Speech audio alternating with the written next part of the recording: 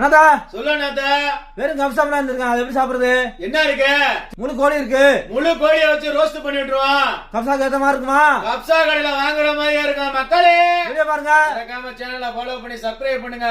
வெளிநாட்டுல கோழி இந்த மாதிரி ஜவுக்கா கவர்லாம் வரும். கோழியை வச்சு அடிச்சோம் அப்படின்னா செத்து போயிடும். ஏன்னா அந்த அளவுக்கு கெட்டியா இருக்கும். பச்சை தண்ணில போட்டீங்க அப்படின்னா நார்மல் ஆயிருவாங்க. இந்த மாதிரி ஸ்பூனை வச்சு நல்லா குத்துனீங்க அப்படின்னா மசாலா உள்ள இறங்கிடும்.